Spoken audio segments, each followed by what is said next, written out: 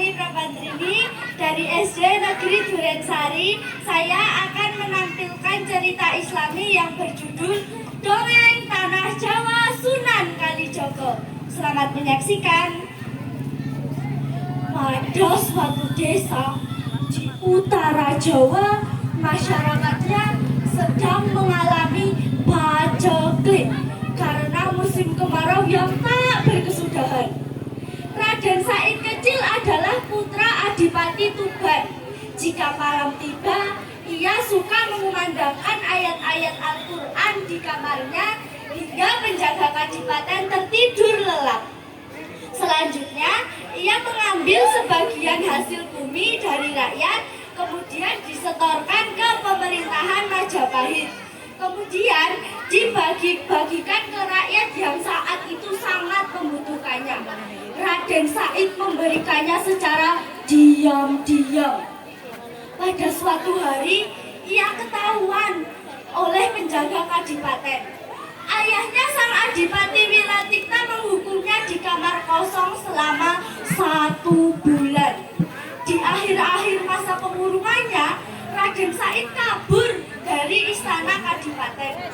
Di pelosok hutan ia singgah, yaitu Alas Jatiwangi. Raden Said dikejutkan dengan sesosok lelaki tua yang memakai jubah putih-putih.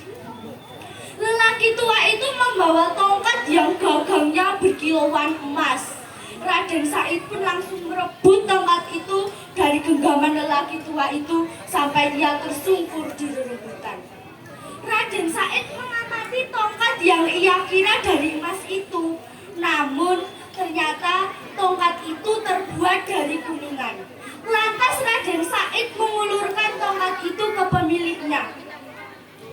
"Jangan menangis, ini tongkatmu aku kembalikan." "Bukan tongkat itu yang aku tangisi," ujar lelaki tua itu. "Lihatlah, aku telah berbuat dosa, berbuat kesia-siaan. Rumput ini tercabut ketika aku jatuh tersungkur tadi.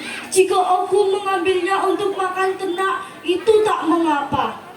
Lantas lelaki tua itu duduk di batu kali besar di dekat pohon cendana. "Sesungguhnya apa yang kau cari?" "Saya menginginkan harta untuk diberikan ke fakir miskin dan rakyat yang menderita," jawab Raden Said. "Sungguh mulia hatimu, sayang, salah caramu." Lelaki tua itu tersenyum sambil menjawab pertanyaan Raden Said. "Kamu bersedekah dengan barang haram atau mencuri, itu sama dengan halnya kamu mencuci pakaian dengan air kencing.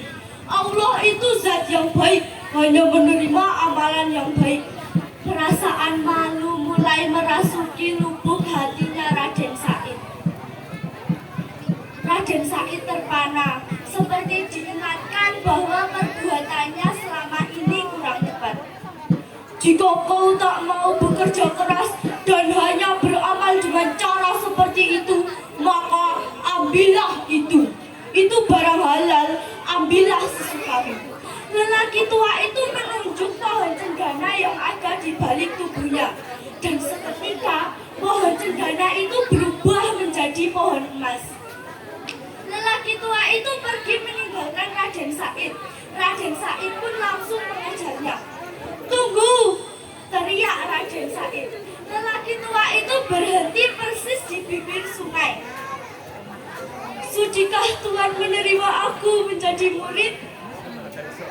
"Mau belajar apa kau padaku?" tanya lelaki tua itu. "Belajar agama." Lantas lelaki tua itu langsung menancapkan tongkatnya persis di pinggir sungai. Lalu Raden Said diperintah untuk menunggu tongkat itu dan tidak boleh beranjak sebelum lelaki tua itu kembali menemuinya. Selanjutnya, lelaki tua itu pergi menyeberangi sungai.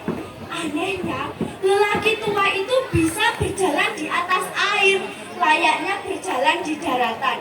Raden Said menyadari bahwa lelaki tua itu berilmu tinggi. 3 tahun kemudian, lelaki tua itu kembali menemui Raden Said yang masih tertidur dalam doanya.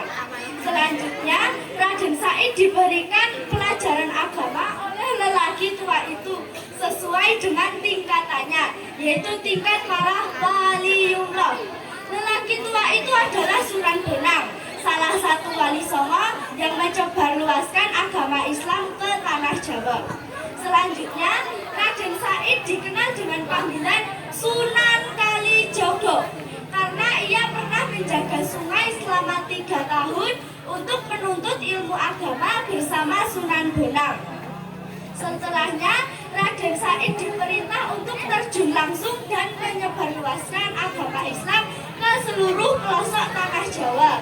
Pesan moral yang dapat kita ambil dari cerita ini adalah dalam menularkan perilaku arif, kita harus menyertainya dengan perbuatan yang bijaksana, seperti yang diajarkan Sunan Bonang kepada Sunan Kalijogo. Terima kasih. Wassalamualaikum